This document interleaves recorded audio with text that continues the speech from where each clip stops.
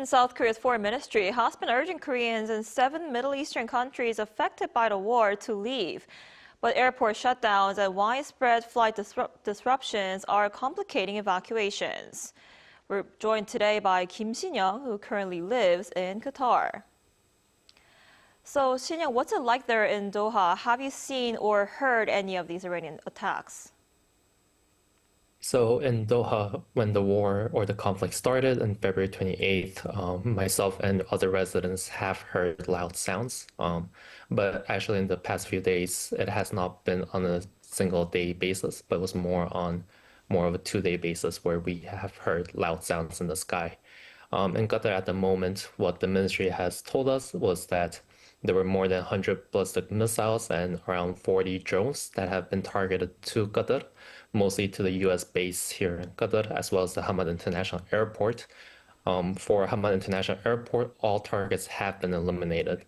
The Qatar authorities say that almost all of these threats were intercepted by the country's air defense system, and no casualties have been reported. At the same time, the government says essential services across the country will continue to operate, and the Ministry of Interior has confirmed that markets and healthcare facilities are functioning normally, and that strategic reserves of food and medical supplies remain sufficient in the country. Authorities have also been monitoring supply chains to ensure stable market operations. More broadly, officials are coordinating across other GCC countries and continuing to provide updates to the public while emphasizing safety for all the people here in the country. Right, and what has the past week been like for you since this war began, and how has the Korean community there been responding? So for myself, for the past week, I've been staying at home and working remotely, and occasionally I'll go out to get some fresh air and take a walk around. And to be honest, it is a bit of a stressful time here, but I do believe that the government here has taken really good measures to protect not only the citizens, but the residents, as well as other visitors and short-term residents as well. The government is providing support to everyone in every way possible, which has been demonstrated over the past few years, such as COVID or other external crises. Because of that, I do trust that the Qatari government will do everything it can to ensure that everyone here remains safe. And also the Korean embassy has been very proactive and responsive to all the calls and inquiries, providing the necessary information to make sure that we are all informed and taken care of.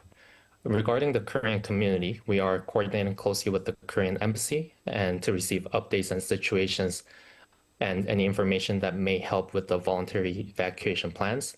We're also following instructions provided by the Qatari government. And for other Korean communities, we do have mixed opinions. But for myself, I do feel very protected here in Qatar, and as well as other Korean members who live in Qatar. When I talk to them, they do feel safe here as well.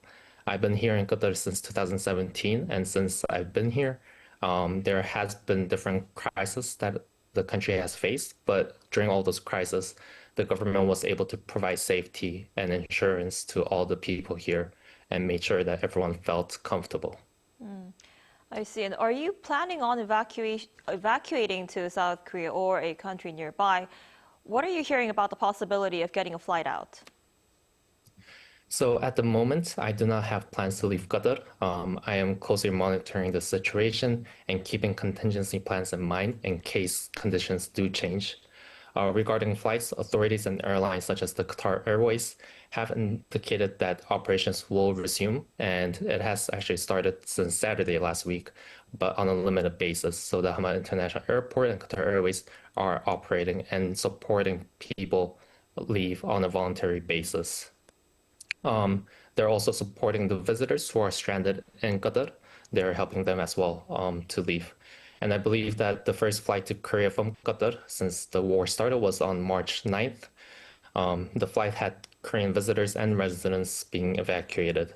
And I believe there were around 300 plus Koreans who were able to land to Incheon safely.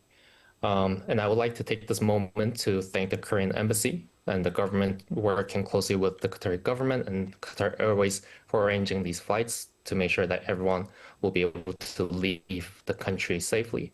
And when I checked the Qatar Airways website, official website, I saw that from the 13th onwards until the end of this month, there are daily flights to Korea. So if any Koreans would like to leave on a voluntary basis, they are able to leave. I see. That's good to hear. Do you have a backup plan if the situation gets worse and Doha Airport remains closed? So I do have a contingency plan in case the situation worsens. At the moment, my focus is to simply stay and be informed and making the right decisions based on the information that the government provides, as well as the embassy. Residents and myself are also closely monitoring the updates from the Qatari authorities and airlines and our respective embassies regarding any travel options. Personally, I also feel supported by the community here, by my friends and colleagues who are Qataris or non-Qataris as well. So I do have backup plans depending on the situation. So for now, the approach for myself and people that I know is to remain here in Qatar and to remain calm and being informed and prepared for any changes in the situation. Then what would you say is your biggest concern right now? And is there anything you would like the foreign ministry to know about the situation there?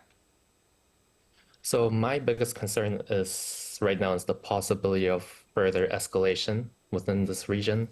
Ever since I've come here, I've loved the country. The country is very hospitable and the people are really generous. So I would love to go back to my normal life before this entire conflict started. Regarding any information or anything that I would like to tell the foreign ministry is actually I would like to take this time to thank both the governments, the Korean government and the Qatari government for supporting all the people here, making sure that everyone stays safe. And myself looking at the news, I see that a lot of the other GCC countries have been hit a lot more than Doha or Qatar. In Qatar, we do feel much more safe. And we do see that we have been impacted less.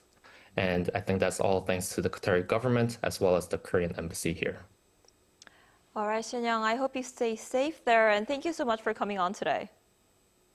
Thank you so much.